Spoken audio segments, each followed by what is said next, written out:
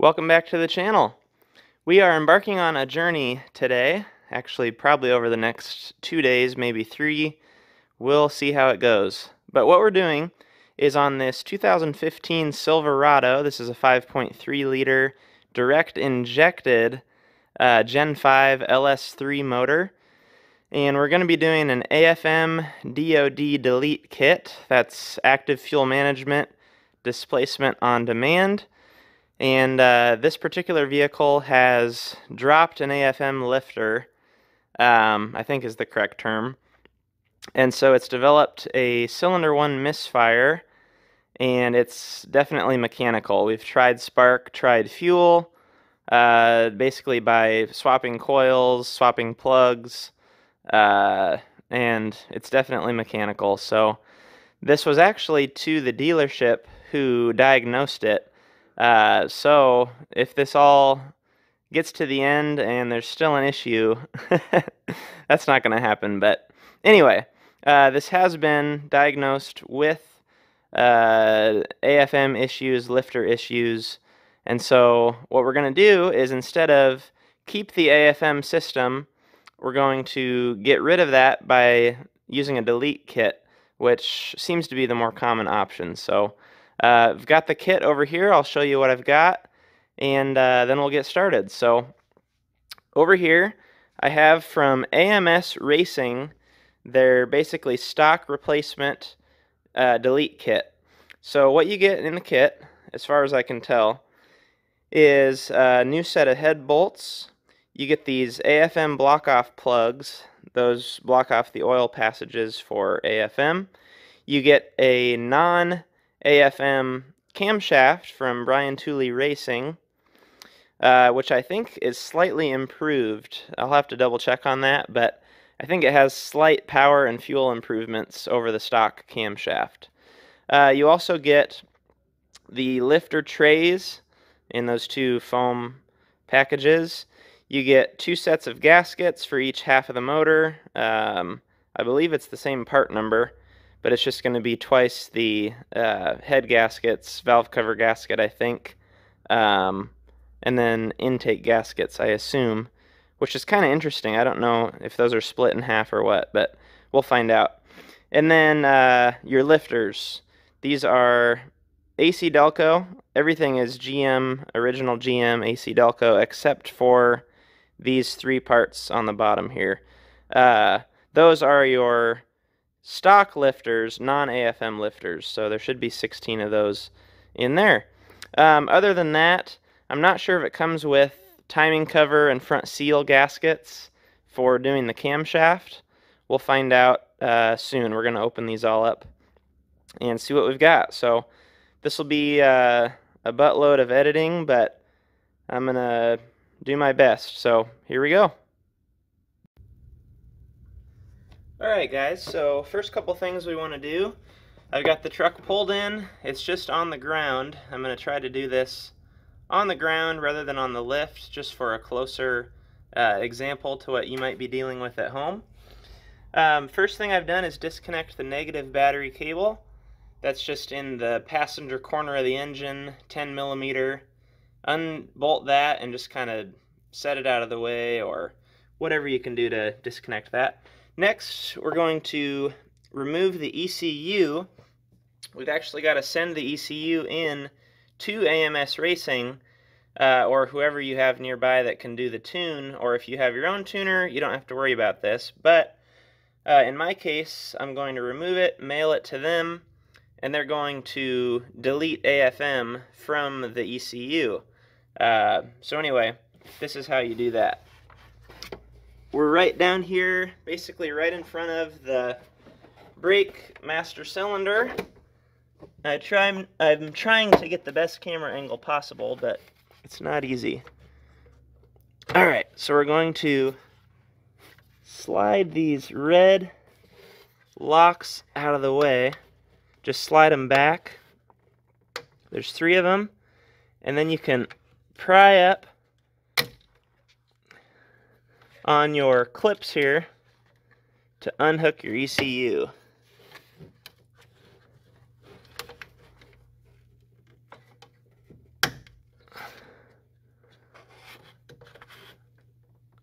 There we go. And that'll disconnect your bulkhead connectors.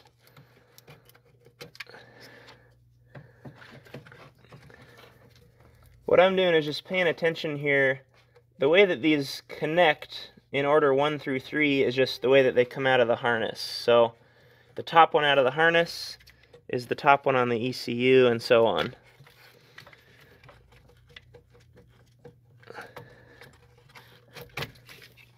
Alright, there we go. And then this is just clipped in here, so we're going to undo these top 2 clips gently while pushing out to disconnect things here.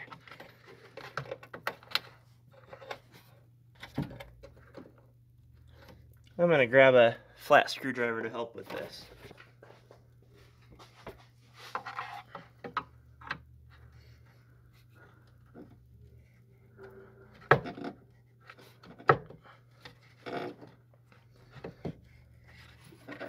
There's 1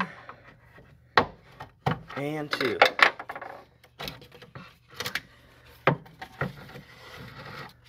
All right.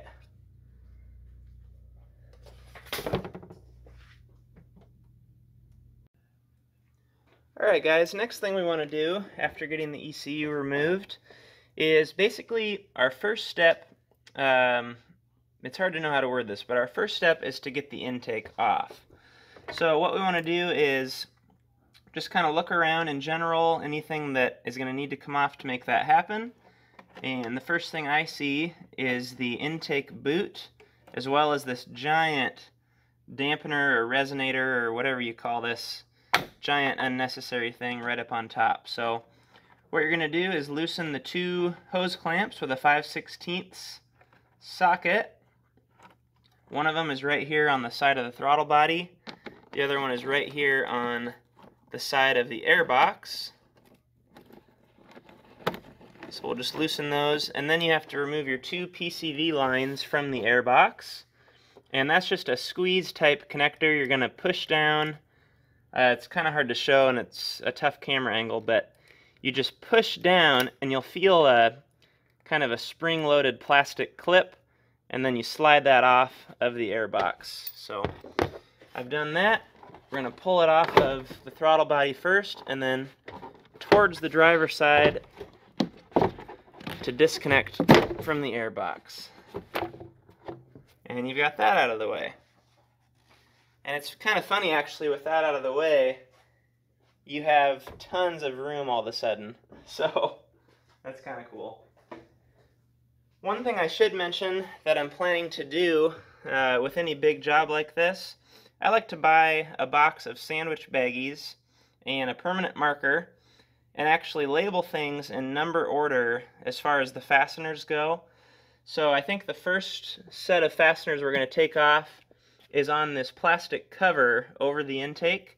So for example, I would label that number 1, remove those, it looks like either 2 or 4 10mm bolts, and then stick them in that baggie and label those, whatever you want to call this, intake cover or manifold cover. Then that way when you go back together, you're going to go in the reverse number order, and you'll also have a label of what exactly those bolts went to. So anyway, I'm going to do that, and I don't know if I'll just end up kind of voicing over this first little bit as we disassemble, and I'll see you guys in a little while.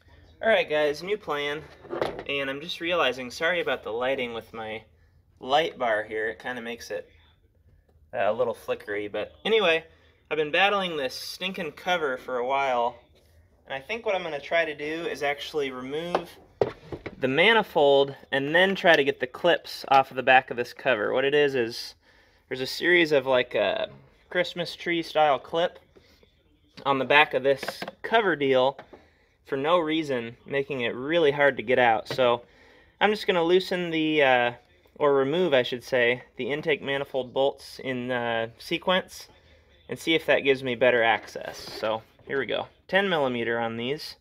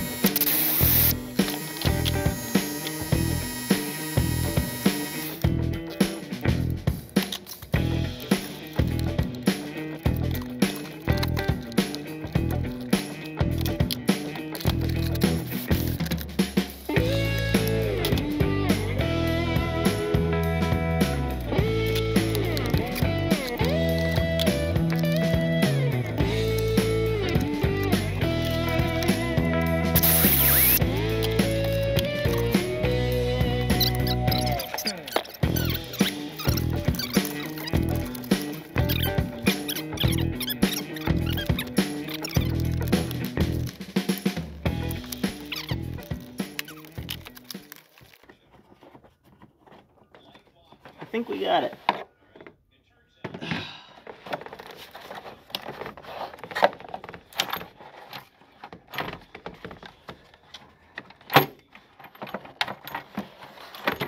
Yes. Alright guys. So here's what you're battling. Hopefully you can see that. There are two holes here that have clips in them with an angle bracket. I'll show you that in a second. And then one in the dead center and one on the left side. Those have to come out. For whatever reason, they put those on there. But I'll show you up close here what those look like.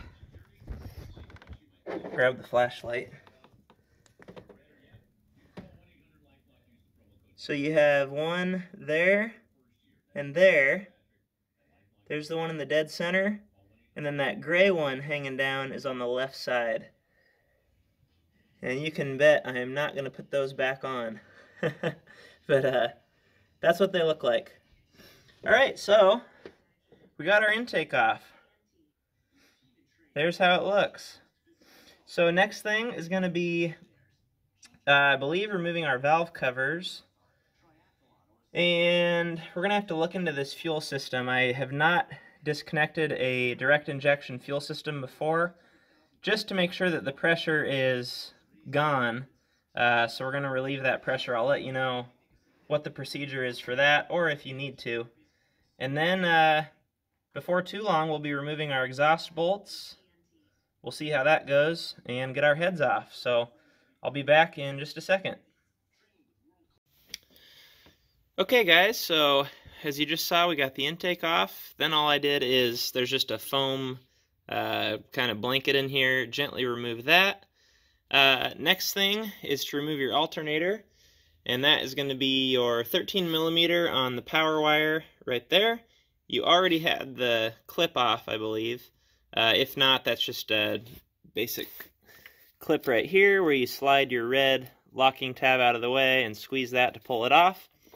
And you have two 15mm bolts, one here and one there. Once you get those out, I just take a flat screwdriver in between the bracket and the alternator and gently pry it up out of the way. So we've got that out of there. Next, we need to get this entire bracket out of the way. So what you're going to do is there's a 15 millimeter hidden in this hole right there. Remove that bolt. Also remove your ground wire right there. That's a 13 millimeter. And then as far as I can tell, we have 2 more 13 millimeter bolts.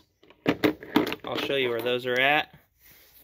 One right there, you can see with the stud sticking through. So that's directly in between the crank pulley and the air conditioning pulley. Right there is a 13 millimeter nut. And then on the other side, it's kind of hard to show, right there where my light is, I'll move the light so you can actually see the bolt, but right below the corner of the bracket is a 13 millimeter right there. Kind of hard to show, but if you just look at the bracket, that one goes through the AC compressor and then through this bracket, and I'm hoping with those two removed, this will come out of here. So we'll find out. I'm going to shut you guys off for a second, remove those two, and I'll be right back. Alright guys, so we got those two, or I should say 1 bolt and 1 nut out. Here's the bolt. It's very long, but it will come out, and then the nut just sitting right here. Next thing you've got to do is kind of unique. These are actually stretch belts, which is fun. And so we've got to actually cut the belts off. One is on the AC right below us here, and the other one, I've got to use my light to show you, is back there for the vacuum pump. So we're going to cut those off. What that'll allow us to do is, I'm hoping, slide this bracket out of the way. So we've got to remove them anyway because we're putting a camshaft in with this delete kit, and we need to get our harmonic balancer and timing cover off, so these belts have to come out of the way regardless. So anyway, I'll let the camera adjust here. I've just got a cutters. We'll see how this handles it. The best way to get them off, or easiest, is just to cut them and then put the new ones on. There's that one. And I'm going to wait on the vacuum pump belt for now because I'm not at that point yet. So anyway, let's see what that allows us to do. Okay, so the bracket here is loose. I think what we've got to do is just remove this stud to allow it to pull out. I'm hoping it can get out past the water pump, but we'll see what happens. So I'm going to remove that stud. It looks like maybe 6 millimeter, 5.5 millimeter, something like that. And I'll be right back with you.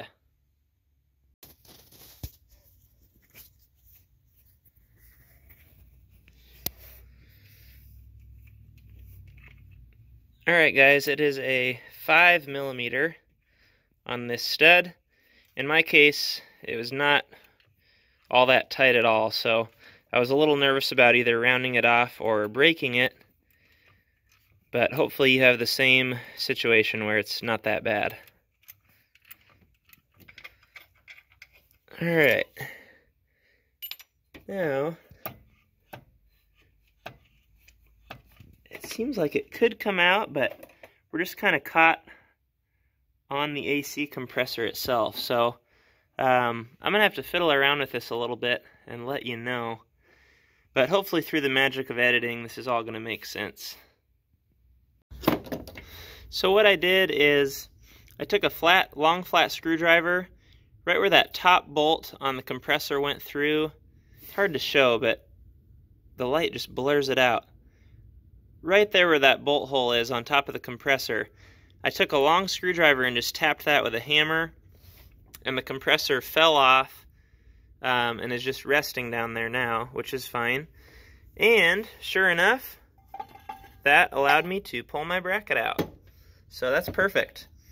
Next, we're going to work on removing the tensioner, and then the radiator hoses, and the water pump. So I'll get you guys set up for that.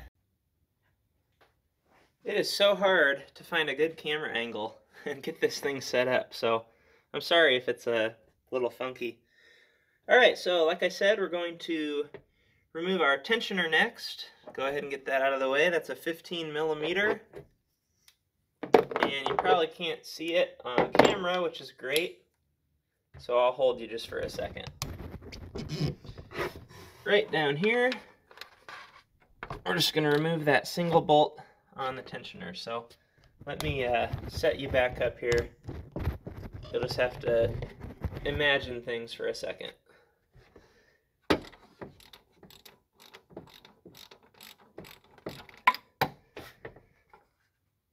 And I had mentioned I wanted to kind of follow up on this, at least at the moment, how I normally get Ziploc baggies to keep all my bolts in.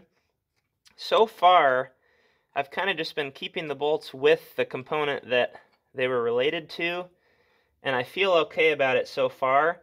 If that changes, I'll let you know to make sure that you follow along accordingly, but I guess the only 4 bolts that are unrelated are the first 4 that I removed on that intake manifold cover, but those are the only bolts that go into plastic so far, so I'm pretty sure I'll be able to remember that.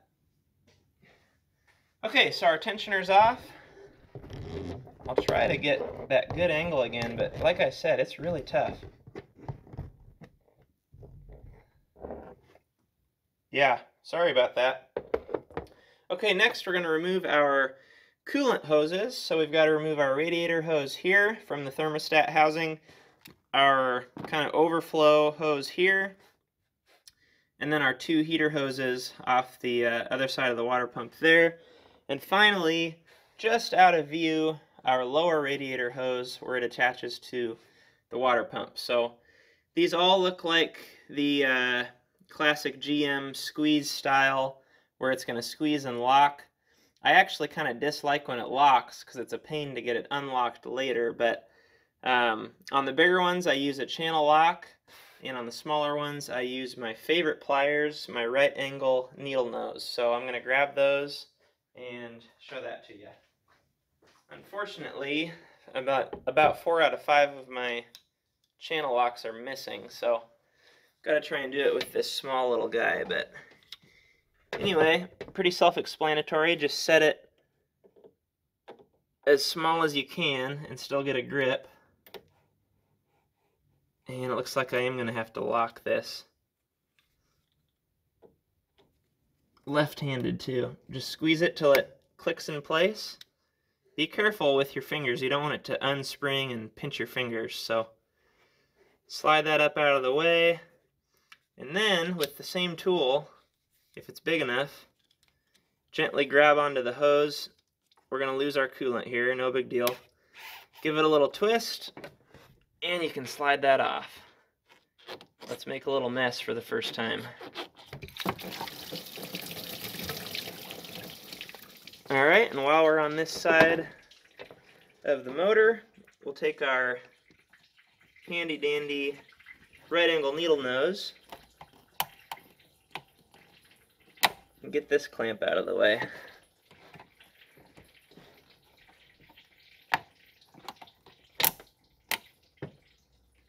Oh, come on. There you guys go. Stinking thing. Try that for a second.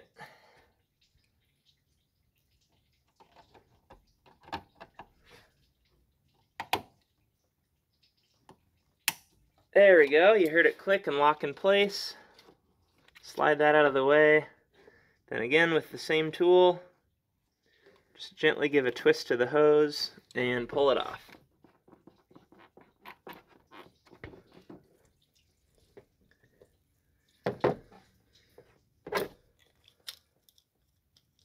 Okay, back to our channel locks.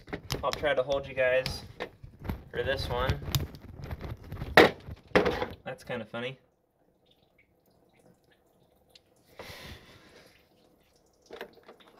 And we're working on our lower radiator hose now. Looks like I can go a notch smaller.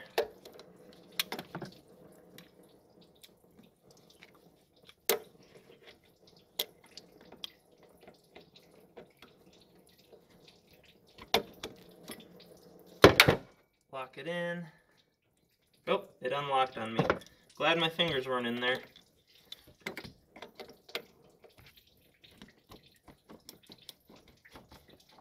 that out of the way. Oop. Check this out.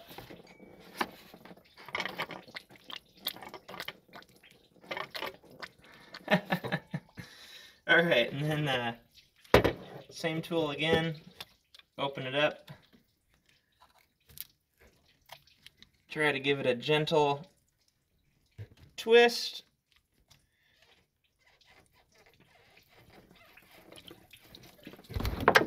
It's not liking that. I'm gonna have to upsize my channel locks. Anyway, you get the idea. We're gonna take that off and then remove those two heater hoses right there. I'll be right back. Okay guys, so we got our heater hoses off over there, our lower radiator and upper, and then our overflow off of the water pump. Next thing is just to go around, I believe they're all 13 millimeter, and remove your mounting bolts on the water pump and get that whole thing out of the way. One thing I should mention, if you don't want to make a big mess with coolant, I don't really care, but I definitely could have done this if I wanted to, and I might as well recommend it to you, is to use the drain petcock on the bottom of the radiator to drain all your coolant before you get started. So you can certainly do that just to avoid the mess. So anyway, I'm going to get these bolts out on the water pump, and I'll be right back with you. Alright guys, just got back from lunch. I'm trying to remember where we left off, but I'm doing my best to keep up here. One thing I know I did is I cleaned up my timing cover with a bunch of brake clean, just because. So I got that done, and then the next thing is to remove your valve covers. And on the the driver's side is where I started. You remove your plastic cover off of the valve cover, which involves taking your oil cap off, and then you just have to kind of force that thing off there. There's just some little grommets. There aren't actually any bolts or fasteners or anything. There's just grommets that you pry it off and sneak it past the firewall to get it out. And then a series of 10 millimeter bolts. You can see all the bolt holes there. There are 1, 2, 3, 4, 5, 6, 7, 8. I want to say 10 millimeter bolts, plus a T27 or T30 Torx holding your oil dipstick tube in. So that'll allow you to get your valve cover off, and then you can pull your dipstick out of the way. And finally, we are almost, well, I shouldn't say almost, but we're at least down to the area where the dealership got to confirm our original issue, which is a dropped cylinder 1 AFM lifter. And sure enough, if we check here, here's cylinder 1, our exhaust lifter is nice and tight. Cylinder 2, intake's nice and tight, exhaust is nice and tight. If we check our cylinder 1 intake, look at that. There's no resistance, nothing there. That lifter is gone. So another thing is, if you look down in, I might need a flashlight to show you this, but if you look down in the cylinder 1 port, yeah, let me grab a flashlight. I noticed this earlier, but I was already on my way out the door before I could show you guys. If you look down in here, you can see, it's hard to show that, there are a few shavings on top of the valve. Just for comparison, I'll show you cylinder, what is this, either 4 or 1, 3, 5, 7, either 4 or 2, I'm not sure how they, or 5 or 2, I mean. Not sure how they number these, but, oh man, it's hard to show. If you look down in this cylinder, there are no shavings. Sorry, it's hard to show you. But looking at the top of that valve is pretty clean. But back over to cylinder 1, looking at the top of that valve, well, shoot, I can't really show you, but anyway, that is the problem. So we got our driver's side valve cover off. We're going to do the same on the passenger side. I guess the only other thing is disconnecting your electrical connections for the coils. Those are just a red little release, and then you squeeze it down and pull it off. And after that, we're going to give it our best shot to, well, I guess we'll have to remove the fuel. I'll update you on that. But then we're going to give it our best shot at removing the exhaust bolts from the manifolds, and then our head bolts to get our heads off. So I will update you in just a second.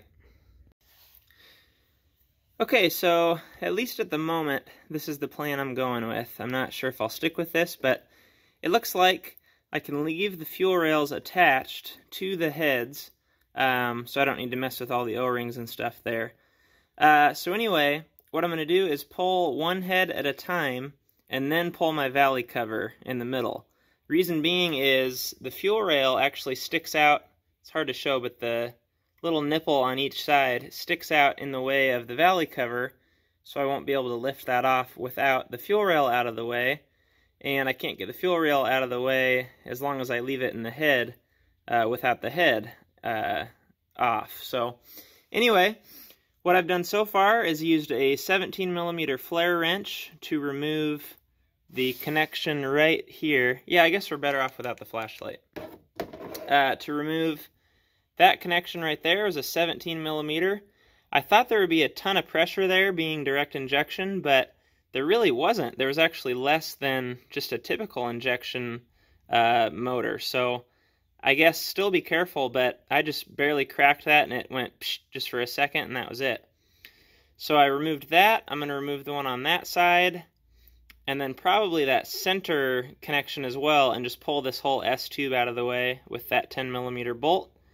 Then you need a disconnect tool for a fuel line to disconnect this little flexible line, braided line coming into the pump. And your electrical connector for the injectors, at least on each side, is right there and there. So you just slide your release out of the way and squeeze that to disconnect that. Once that's done, it looks like there, at least on the driver's side, there's a 13mm bolt holding a ground strap on the back of the valve cover, or back of the head, I should say. So we're going to undo that, and then I believe we're down to our head bolts. So I'm going to look up the procedure on that as far as the sequence, and make sure I do that all right and not twist a head or cause any warpage or anything. And as soon as that's done, I'll come back and give you an update. So I will try to do more video while I'm going, but just right now I want to get one side done and update you, and then I'll try and film the other side. So we'll be right back. Alright guys, a little update. Try to remember where we left off, but if I remember right, we had the rockers removed. Those are all a 5/16 or 8mm. And I've actually got those all laid out in order in a cardboard box. I'll show you that in a second. Next thing is to remove your exhaust manifold bolts. Those are all a 13. There are 5 of them. My engine actually had one broken off already in the back, which I'm assuming is the most difficult one to get to. I'm going to try and repair that while I have the head off. But anyway, I got pretty lucky. Those all came out fairly easy. The engine is extremely cold by now. It's not anywhere near warm. It's been hours since it ran last. But I just soaked those with Seafoam Deep Creep right when it was shut off and a little bit warm, and then again when it cooled down. And just kind of gently by hand loosened them, and then took them out the rest of the way with my air ratchet. So did that. And finally, I have all but one of my head bolts removed. Those were a little bit of a pain. The bottom head bolts, let me turn this radio down. The bottom head bolts right up against the manifold were the biggest pain, because you can't get a socket on those while the manifold's in the way. So there's 2 solutions here. You can either completely remove your manifold, which would mean going under the car, hoping that the bolts from the manifold to the converter come out, which I didn't want to risk. So what I ended up doing is I took a bar between the head and the manifold and kind of flexed it out as much as I could towards the steering shaft there, and wedged a 2x4 in there to give me enough clearance to get those bolts out. So basically all you've got to do, you can see you've got a bolt here, here, one behind the 2x4, another one behind the 2x4, and one there. There are 10 total, but 5 on the bottom. And you've just got to wedge that in a way that you can sneak that bolt past the manifold. So anyway, I've got all my bolts out except for this last. This is like a T70 or something. But I'm going to get that pulled out, and we'll actually be able to lift our head off. So I'll do that real quick and let you know if I run into anything else. Alright guys, kind of a recap on day one. I got started about 9:30, maybe 10 o'clock this morning. Took an hour for lunch, maybe hour and a half, and it's now a little after 4:30. And I'm not quite halfway, as in being fully torn down, considering that halfway rebuilding being the second half. But anyway, this is where we're at the end of today. We've got one head off of the driver's side. That was the problem side. So I wanted to start there just to kind of assess the damage. And the good thing is, I did find the collapsed lifter. I showed you that with the rocker, but I'll show you the lifter here in a second. And there's also no damage. I was nervous that the cylinder wall might be kind of washed clean and the honing would be gone. I was also nervous about shavings, if the lifter was damaged or the cam lobe on that lifter was damaged. But none of that seems to be the case. You can definitely see that that's been a raw fuel cylinder. If you look at the exhaust port there on the front, it is just filled with crap. But anyway, got that off. Nothing really surprising since the last video that I can think of to share. One thing I did is I disconnected my 2 electrical connectors here in the middle. That allowed me to zip tie this harness back up out of the way to pull the head out of the way. There was one other ground strap. It's this giant ground strap hanging right here. That was also attached to the back of the driver's side head with a 13mm bolt. But what I did is I was able to pull it out far enough to get access to that. So you can certainly do that. Just remember that there's one more ground strap there. If you're trying to yank it out of the car, you need to undo that. So anyway, we'll be back in the morning and we'll start with the other side. So again, we'll just take off the valve cover, the ignition coil connectors, the spark plugs, the exhaust bolts, and we'll get that head off. And then from there, it looks like we're going to have to take our valley cover off and our harmonic balancer and timing cover off. And then we have to remove the radiator along with the fans in order to get enough clearance to get our cam out. And from the research I've done, getting the timing chain off of the cam gear is one of the biggest pains of this whole job. So I'm glad I'm saving that for tomorrow. And we'll see how it goes. So anyway, that's it for today. I'll be back with you guys tomorrow, and I'll see you then.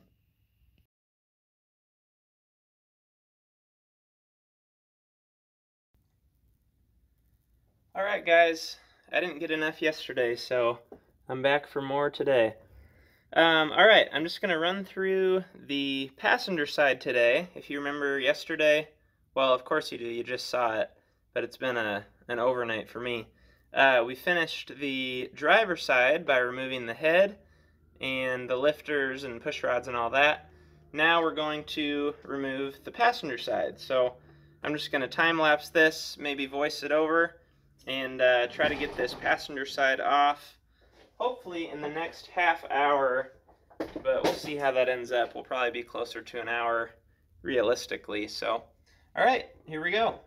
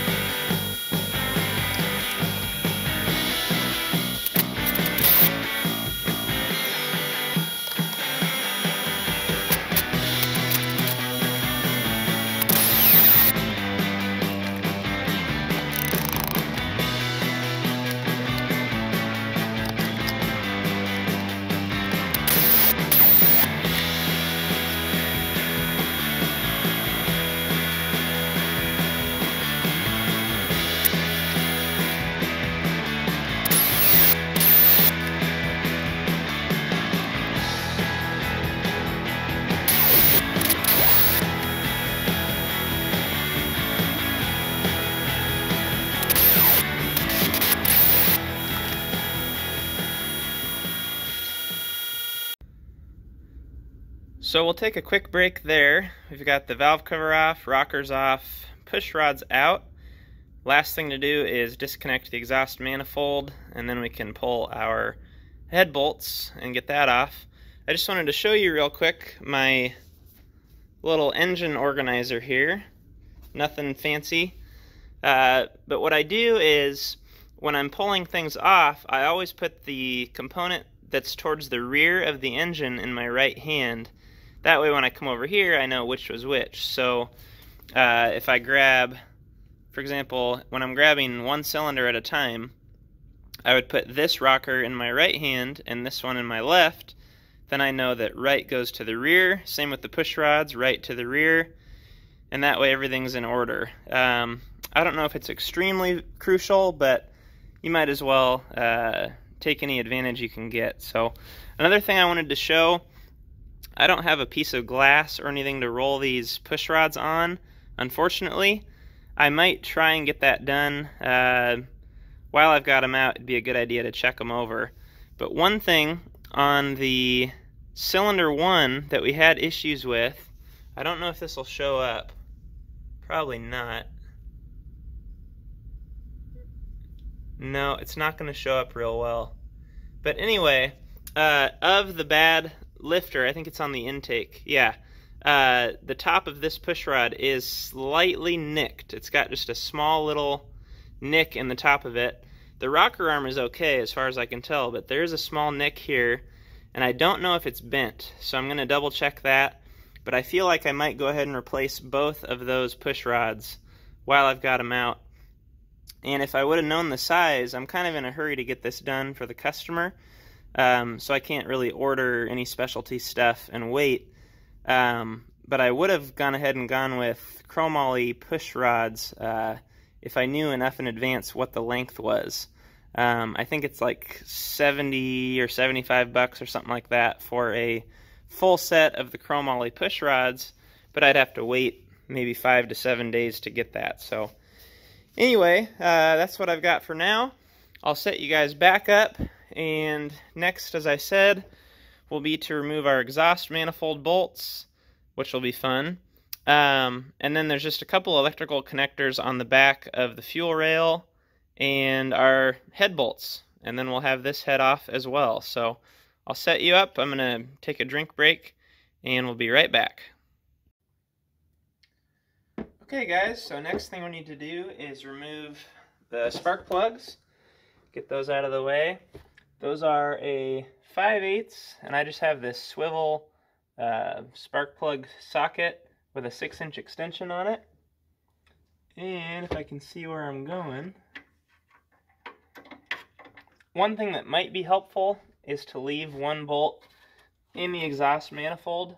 That'll keep it up out of the way of the spark plugs, but either way, if it is in your way, you can just lift it up off the plugs while you get those out.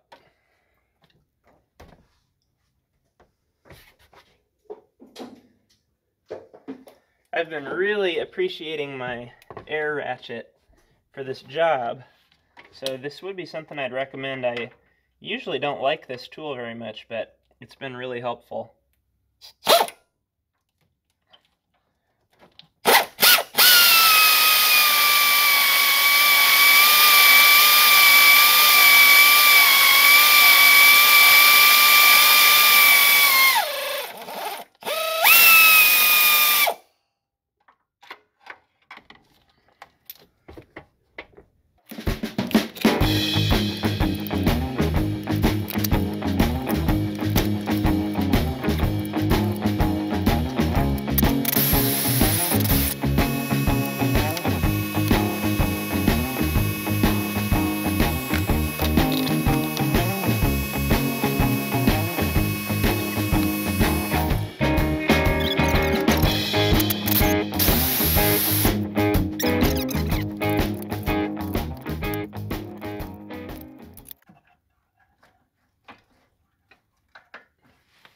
And actually on this rear one, I'm just going to use my 1-inch extension. Something maybe not a lot of people would have, but I've actually had to use it a couple times on this job. I'll show you what that looks like here. This is just a 1-inch wobble, and it's pretty useful. I actually use it quite a bit. So we're just shy of being able to get our ratchet on there, but we're too long if we use our 3-inch extensions. So got to go with the 1-inch wobble.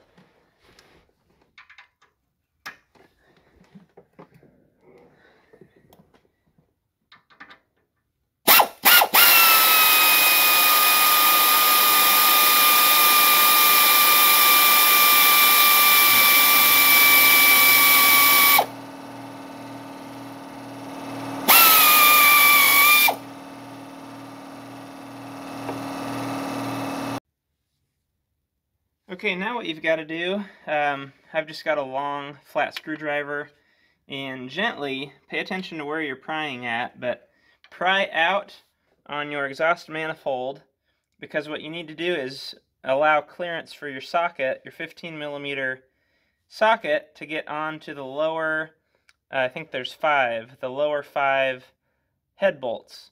So what I've got is just a small 2x4, and I pry out gently, again paying attention to where you're at so you don't damage any mating surfaces. Pry out on that and then wedge that block of wood in there. And now, it's hard to see, but I'll put an extension on it here to prove it. Now I've got my 15mm socket on that bolt, and then as I work my way around, I can manipulate that block of wood in a different spot to get access to the other bolts. So I'm going to look up a sequence on this. I'm guessing it's just outside in on torque, because usually it's inside out as you're going the other way, so as we're loosening it should be outside in, but I'll double check on that and just kind of loosen these head bolts slowly, working my way around. I've got to disconnect the harness from the back of the fuel rail. There's just a single connector back there, and there might be, on this transmission dipstick, there might be a bolt back there holding that on. But otherwise, once we get the head bolts out, we should be able to lift our head off. So I'm about out of video footage for the moment, so I'll try to get what I can, and if not, I will be back as soon as possible. Okay guys, so got the head loose. I'm going to wait to pull it off in front of you guys, but here's kind of my main setup for doing that. I've got a 3/8 air ratchet with a 3/8 to half adapter, and that goes to my 15mm deep impact socket with a 3-inch extension. And I just kind of work my way around, first breaking them loose with either a breaker bar, or I actually have an old torque wrench. And I use that for loosening because I have a new one, so I don't care if I mess it up. I know you're not supposed to use those to loosen fasteners, but it's the only ratcheting sort of breaker bar I have. So anyway, I'll go around and loosen them in sequence, starting in the outside and working your way to the middle. And then I can go around and just buzz them out using that air ratchet.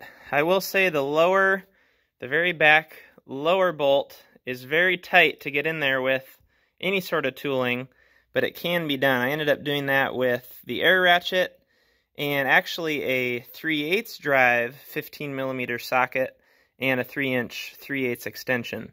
But basically just go around with whatever extensions and adapters you can do to make it work.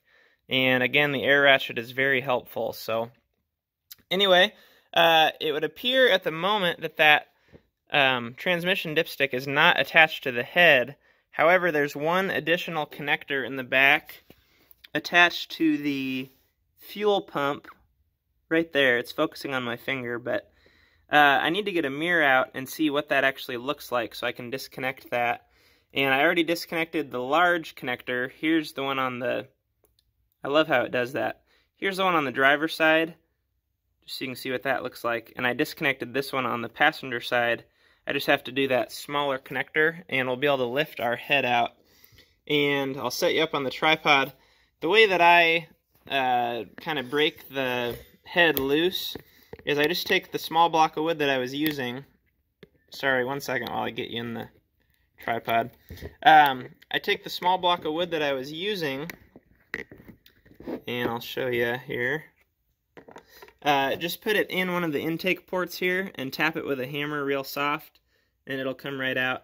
Make sure that you've counted 10 head bolts to make sure you've got them all out. Otherwise, if you forgot one, you'll be sitting there banging on that when you don't really need to. You've just got an extra bolt. So anyway, let me grab a mirror here.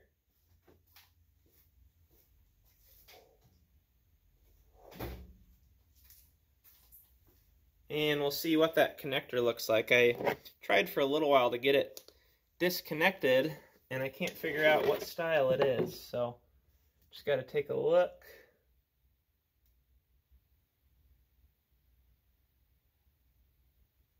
Okay, that's just a basic squeeze connector. There is no lock on it. Unfortunately, it's on the back side though. So I'm going to use my, I think my 45-degree long needle nose to squeeze that while I pull it off.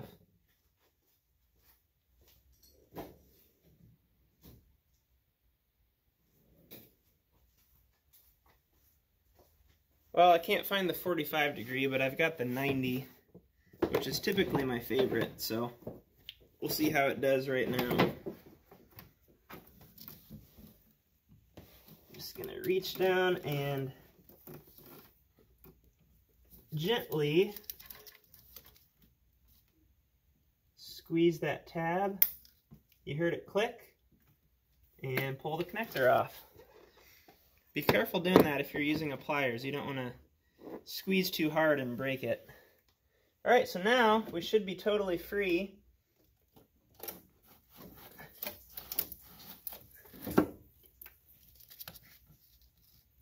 Feels like there's a ground wire. That's what I was getting confused by. There's going to be a 13mm bolt on the back side holding a ground wire. So just like the other side, you can pull this out just a little bit to get yourself access. And I'm going to grab my 13mm ratcheting wrench.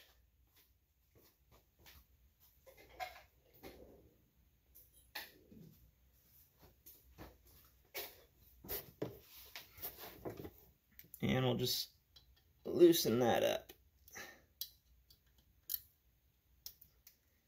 Be real careful. Once you're inside the motor like this, things are very sharp. Which, if you're doing a job like this, you probably already knew that, but still, be careful.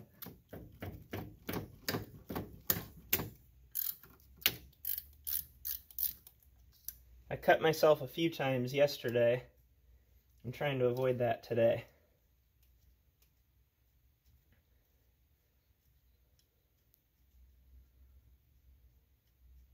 Also, make sure you remember these grounds when you're going back together. We had 2 on the right, 1 on the left.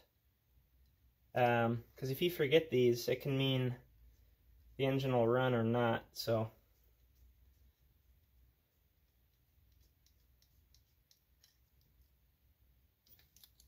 alright, now I'm going to hop down and we should be able to pull the head out.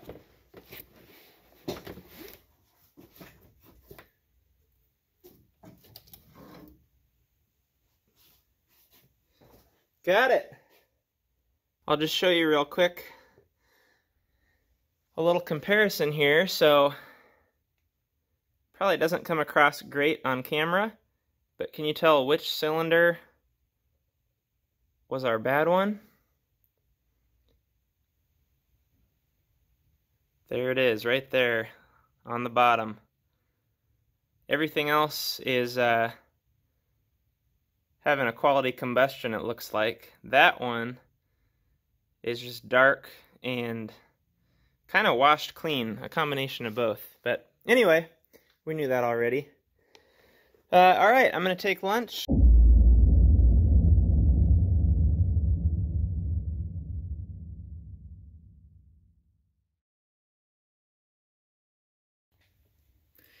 Okay guys, update again. I've got the lifter valley cover off, which is kind of interesting. If you're looking for gaskets for this, I'll include all the numbers but this is actually called the intake manifold gasket. I know it's not the intake manifold, but they're assuming this is the lower intake manifold. So if you're looking it up, that's how you'll find it. And there are also O-rings right here on the AFM cylinders. And I'll show you that on the valley cover. But as far as removing this, you'll take out your two 13mm bolts holding the high pressure fuel pump on, and that'll just lift off. And then you'll take out all of these 13mm bolts holding the cover on, and that'll just come off. And I did have to tap up on it a little bit with a mallet to get it loose, but it will come off. Here's what that looks like. And on the bottom, you'll see, here's the gasket. It's pulled out already, but it just sits in this groove. And here are the O-rings. I can do some more looking on these O-rings. They are a little bit dry, so I'm going to try and replace them if possible. If not, I'm just going to be gentle and reuse them. But if I do find those, I'll include in the description all of the gaskets with the part numbers and everything like that. And I'll update you in a little bit if I was able to find those. But basically, now that we've got this removed, I'm going to clean that up, clean up the gasket surface, and then we'll have our AFM plugs that came in the kit. Those are just going to sit down in these holes and block off the oil that would have gone to the AFM lifters. So that's the only reason we have to pull this. And while I've got it off, I'm going to go ahead and do my camshaft. So what we'll do there is cut our vacuum pump belt, remove our balancer bolt and our balancer. Then we've got to remove our radiator along with the fans and the timing cover. And for pulling the camshaft out, I've heard that you can just hold the condenser up out of the way. And I'm really hoping we can get our timing chain off, but you'll see all that in just a second. So that's where I'm at now, and I'll set you guys up and move on to the next portion. Okay guys, so we just got the radiator out, and I did not film it. For one thing, I'm getting a little bit low on space, and I need to deal with that tonight. It's about 3 o'clock, so I've just got a little bit left to do today. But there's a great video from, I want to say, Mishimoto. If you just search for 2015 Silverado radiator removal, they have a video on 2014 plus radiator removal, and it is exact. So that is great. It has removal and installation, and that's all I followed. I just got done watching it, just got it out. It's kind of scary. At the beginning of the video, they estimate 3 hours to remove the radiator.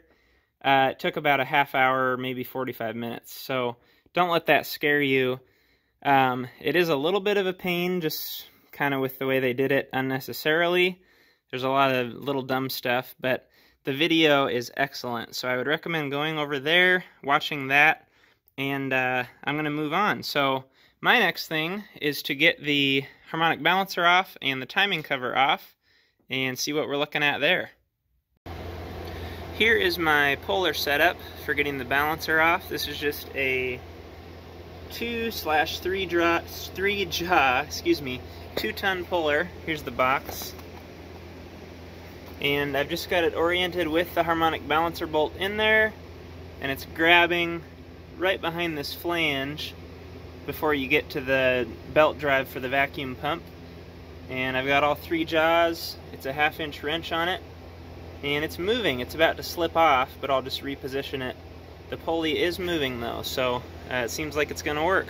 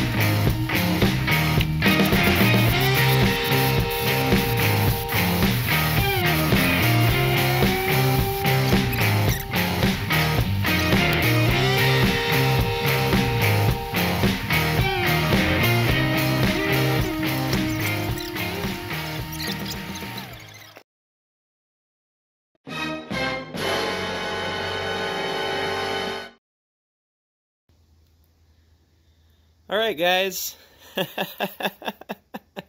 so as you can see, things have progressed.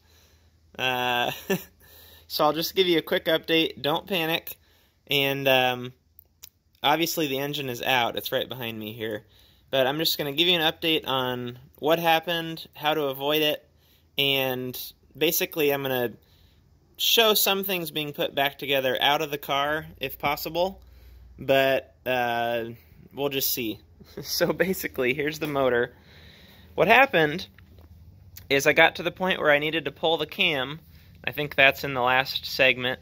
And what you do to release this cam tensioner, it's not very clear, but now that I'm fully into this thing, I can give you better information than before.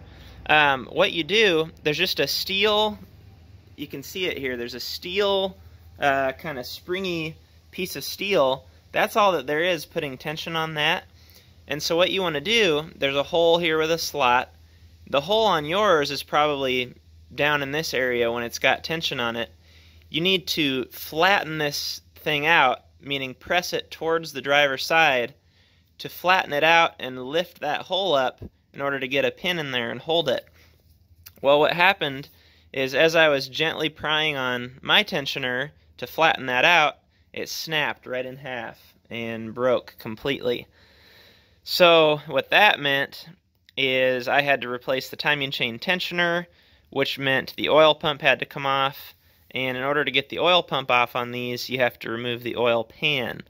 And as far as removing the oil pan, at that point it's easier to pull the motor than do it in the car with all the four-wheel drive stuff in the way.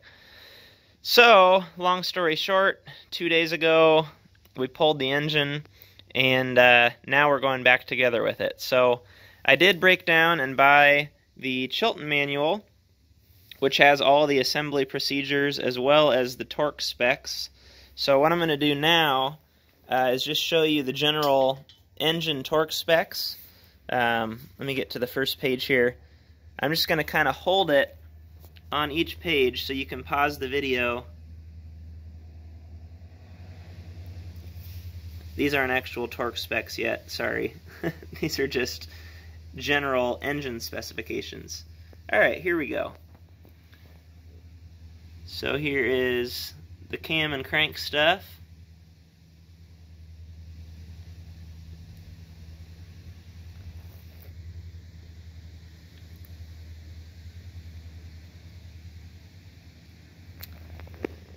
And here we have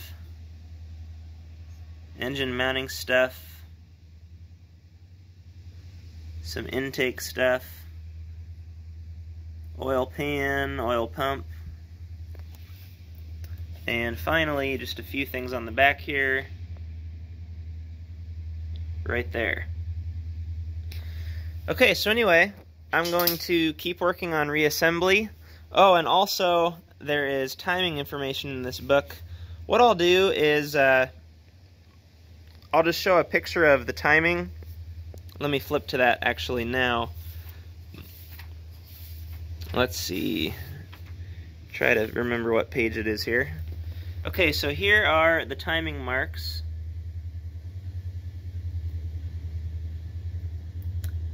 And I'm trying to find instructions here.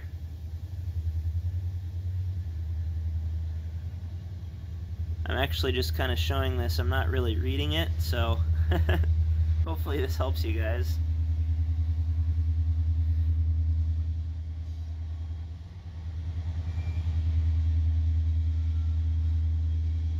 Alright, hopefully that helps. I'll try to show as much as I can in the book as well, and we'll see how it goes.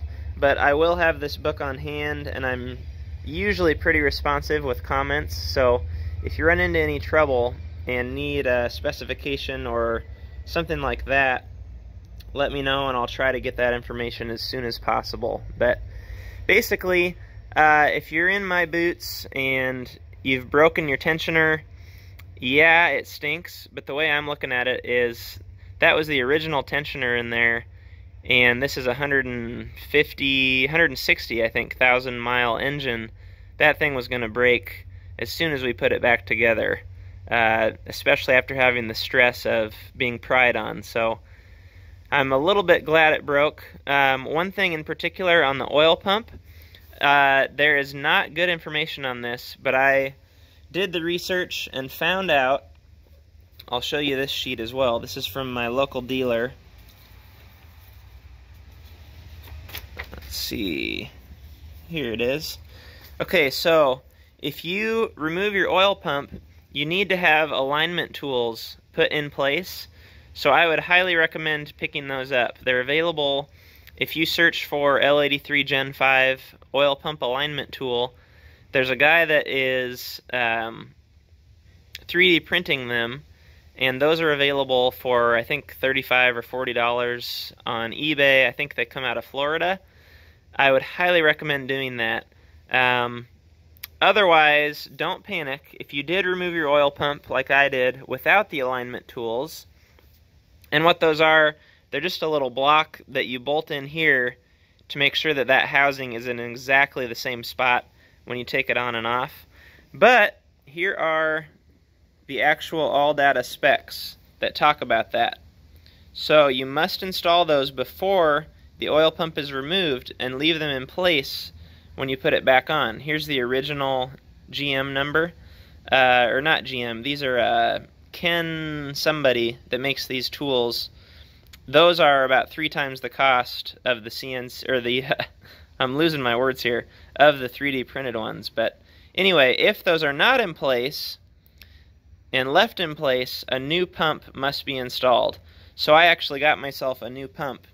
It's right here. And the part number on that pump is 1268-6433, with or without the dash.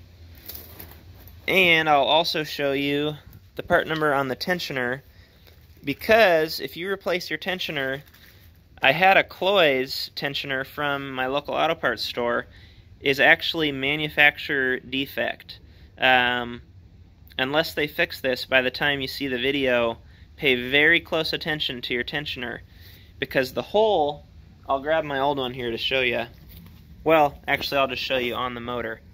If you notice here, there's an oil passage right here, and you can see that this hole on the oil passage kind of hugs this right bolt. It's not centered between the two bolts, and it has an O-ring seal right here. The coils tensioner, which is kind of funny, it says coils right here, but this is a delco tensioner. They had a deal. Anyway, the coils tensioner has that hole centered, so that puts it about a half a hole off of this oil passage, and it does not have the O-ring. So that's going to cause major damage if you use that tensioner. So I've talked to Cloy's tech support on this. They're going to resolve the issue, but make sure if you do have a Cloy's tensioner, you pay close attention that that lines up and has the O-ring. If not, this is the AC Delco, and the part number on that is 1263-0107, and it's actually about the same price. So just wanted to make note of that. Alright, I'm going to get on with it.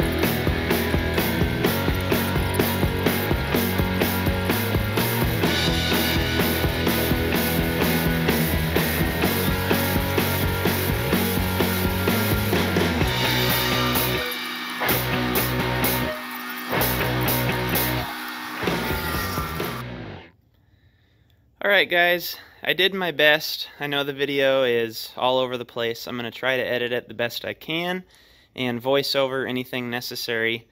It's been about, what are we at now? 2 full weeks. This will be the 10th day, I guess, ish. I've had a couple days off, but it's now 2 weeks since we started, workday wise. And the engine's back in the truck. If you never removed your engine, which I sure hope you did not, this is about where you're at, and we're partially reassembled. So from the point of getting the cam out and the front cover off, timing chain off, we've got the timing cover back on, cam gear tightened down, and I'll include the specs for that. As far as timing marks, it's very simple, but I'll also include that. The cam gear has an arrow that will point down at a dot on the crank gear. So just 2 dots to line up and have them point at each other. That's it for timing. Then you can pull your little pin or whatever you ended up putting in your tensioner. You can pull that out. Maybe spin it over a couple times just to double check, but you should be fine as far as timing lining up. Put plenty of RTV around your timing cover, including on the oil pan surface, and torque that back down. And then I just reconnected my electrical here. You've got a bolt there that holds a sensor, cam sensor in place, as well as this bracket in place, and then just 2 connectors over there on those 2 sensors. I'm trying to think of anything else you would have had off. I went quite a bit further than I'm hoping you have to, so forgive me for kind of losing track of what's going on. But anyway, my next thing I'm going to do today during reassembly is get my valve train back in place, so my push rods and rocker arms. I've got those all organized on this little organizer I showed you. So we'll slide those in, kind of tighten them down lightly by hand, and then I'll look up the torque spec on those and just work through all of those. Then put my valve covers back on, and from that point I think I can put my intake on and get everything engine-wise done. Then I'm going to move on to cooling and get my radiator back in, all my cooler lines reattached, and finally we'll have accessories. So water pump, AC compressor, alternator, and harmonic balancer pulley, get that back on. And I'll try to update you if possible, and not leave you hanging. I don't want to leave you with reinstallation in the reverse of removal. So I'll get to work on that, and I'm getting low on storage, so I'll just be able to do updates from this point on. But I will talk to you guys after a little while. What's up, guys?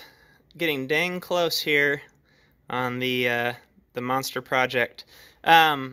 I'm really going to try my best to edit these together and leave any, I guess you'd say, annotations on the screen that are necessary or things that I'm missing. I'm just having a hard time keeping track of where I left off with the video. One thing I did do today is look back at certain parts of the removal to help me with installation. One thing that took a little bit of figuring is getting this alternator and AC compressor bracket back on. One tip I can offer is you want to slide the compressor up around the bracket and then put the stud back in, that 5mm stud. So once you have the stud in, I was not able to swing the compressor up onto the bracket. So I had to take the stud back out, put the compressor up over the bracket, and then put the stud through. Otherwise that was fairly straightforward, and watching the video of me taking it off helped quite a bit. So I'll try to put on there at what point in the removal that was, so you can scroll back now and see that. Putting the radiator, try to show you this. Putting the radiator back on was not too bad at all. I actually followed the Mishimoto video that I referenced during removal and just watched the reinstallation portion of that to make sure that was done correctly. So we've got that back on. Also have the compressor back on, as I mentioned, and that was only held on with the one long 13mm bolt, and then that little nut on the stud down there. Otherwise, just kind of taking a look at little bits of electrical where they clip in. They're all kind of bent in a way where they'll line up. So you can just kind of look at that to follow those. That ground wire I did reference on removal right there. Bolts on there. And then we have this bracket here that holds our power wire from the alternator that bolts into the head right there. Show you that bolt right there. And basically what I'm doing, since I didn't take the time to label all my bolts, is just find one that's awful close. It has a similar marking on whatever the component was, and it seems to be working out pretty well. So anyway, I will get back to it.